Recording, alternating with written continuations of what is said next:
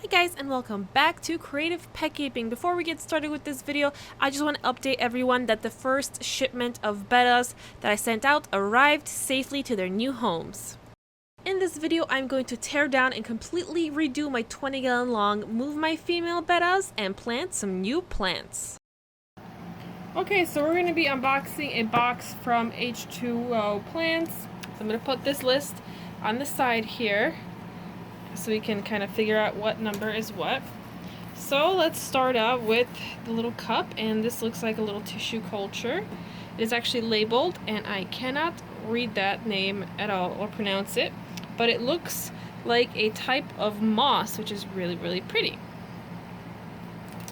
Then we have this guy. Let's see, it's not numbered, but I could quickly look through I think it's the first card. The water Sprite, I think this is. That's what it seems like. I can kind of move all these out over here, so I can figure out what is what really quickly. This is kind of fun. It's like a game of match the plant. So yes, that is the water Sprite. I've had this guy before. It's a really nice plant. Then next is number 6, which is the Kleiner Bar Sword, which is this one right here. So the plant is really long. Even though it was bent, it's actually not, the plant itself has not been damaged. I also like how these bags are sealed like this with they're heat sealed versus using little Ziploc baggies, and they have a little bit of moisture in there. And what's nice about this plant is it's got some red to it, which is really nice. Next, I have, what is this? I think, is it more water Sprite? This one is a little yellowing down here, but besides that, the top looks really good, and if anything, it'll have new growth, so I'm not particularly worried about it. And then Mookie's participating in our unboxing. Then we have number 10, which is Salvina Cullata. So it's a floating plant. I love floating plants. This is actually really cute. So check out this little guy. Very awesome. And then next we have number 9, which is the Pogostemon Erectus. I don't know, is it on here? It's not on here, but I could still look up this plant, and it's a very cool plant in the sense that it looks very grass-like and very thin. I should be very interesting. I'm curious to see how this will grow. And I've been wanting this for a long time. So this is number 7, and I actually have a little note for it, and this is the Madagascar Lace plant. It is a cool plant in a sense that you see all the little holes in the leaves. That is so awesome looking, and I've always kind of wanted one of these because they're all fancy, and it has a bulb, so it's growing from the little bulb. So that's exciting. And oh yes, please, some Val. This one is 5, which is the Jungle Val, the ruby red, and look how nice and fat these leaves are. Yes, please. I love Vals of any kind. I have some Jungle Val, like the normal variety, and I have the corkscrew one. So I want to see this red. I want to see how it will do under my stronger light. And then more. I think this is number 4, which is, this is just a normal Jungle Val. Okay, so we had the red variety, the normal Jungle Val, and these guys are a lot thicker than my Jungle Val. Maybe my Jungle Val is not that great. Maybe this will be a better version, so I'm pretty excited about that. And this is the information about the Jungle Val. Can grow over 4 feet in length. That's pretty awesome. And then more Jungle Val, because that's my favorite plant. It is. I love Jungle Vals of all kinds. This one is number 3, which is the Italian Val, which actually might be what I have. I might have some of the Italian Val, except mine's been struggling to grow. So I'm hoping that maybe this one will grow better. I also got some vital tabs, root tabs, so I can feed my plants. So that's really good and useful. And I want to try these out. I want to see how these work, because I've never used root tabs before. And then there's this guy, which is a clover of some kind. The 4-leaf clover, there it is, right there. The 4-leaf clover, it won't focus, there we go. And it's kind of yellowish. I'm hoping that it will be okay and then it'll bounce back.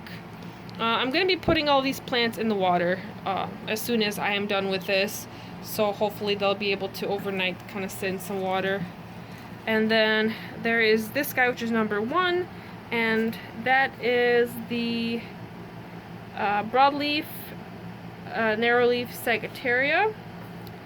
See, I have the card for this right here with the information.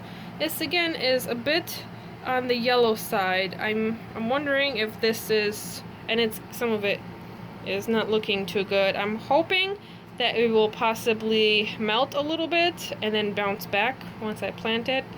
We're gonna have to see, because I'm not sure. I'm still learning about plants, so we're gonna see how this turns out. So that is our little package. If you would like to order your very own plants online, you can go to H2O Plants by clicking the link down in the description below, as well as in the pinned comments, and use the code CPK15 to save 15% off on your purchase.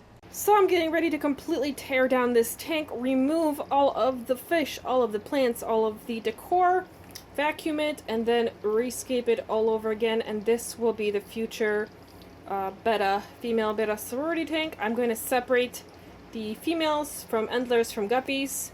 I have a little separation system. The Betta that was living in that tank is also separated. He's kind of hanging out right there.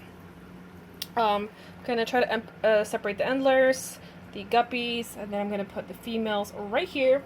Ignore the mess. The female endlers, I think, might be going in here for now. I'm not really sure what I want to do, but I set this up, and this is my little bonus 5-gallon tank below the 10-gallon shell dweller tank, and yeah, we're gonna see how things go. Okay, so this tank is empty. I haven't seen this tank like this in a long time. There's just a bunch of guppies and endlers. Everyone's trying to mate with the few girls that I have. I'm going to separate them out. There's a lot more other females in the 20-gallon long. Also, my pleco is right here. He's trying to hide. You never get to see him because he never makes himself known. Maybe if I move this. Come on, wiggle out, you dude. He is my oldest fish. I don't know what kind of pleco he is, but he is, I believe, 12 years old. He's super old, and he's the type that stays very small. So this is my old man. He's gonna stay in this tank. He never ever comes out for any reason, and he's very upset that I took out his hiding spots. Yeah, he's very mad, so I'm just gonna let him hide behind the filter sponge. Just let him be. And now it's time for me to catch some fish. So here is how the tank looks like at the moment. There's some guppy fries. Took some out and put them in the 5-gallon with the females. My algae eater's still very angry. There's some guppy fry in here that will stay in here. And time to vacuum the gravel. So I cleaned the entire bottom. Took out about, I would say, 10-15 gallons of water. More like 10-ish something. And now it is time to clean the glass and kind of get ready to fill this back up before this guy gets even more mad. He's so aggressive, I mean not aggressive, but he's so mad and so confused and upset. He doesn't know where to go. He just wants to hide. Poor dude. Okay, I've got my girls ready. My 5 koi females, and I'm about to release them into their new tank. Check it out. I think it looks so awesome and lush. That corner needs to grow out. And there's a few plants that are melting and that are melted, but that's okay. Things will grow, things will improve in here. And they have all these baby guppies to snack on.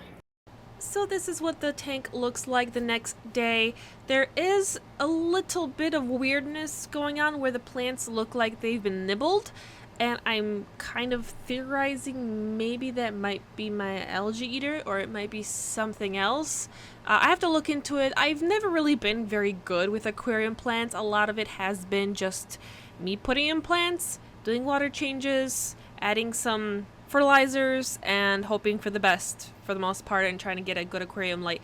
I've never used this particular brand of aquarium light with plants, so I don't know how it is going to affect the plant growth. On the other hand, on my 20-gallon tall, it's been kind of going crazy in there, so I am going to redo this tank next. Probably going to take out all the female endlers, just leave all the males in there, and kind of consider what other peaceful community fish I could put in here. Maybe one of the male bettas might live in here. Who knows? But that is definitely the tank I would love to tackle next and make it look awesome.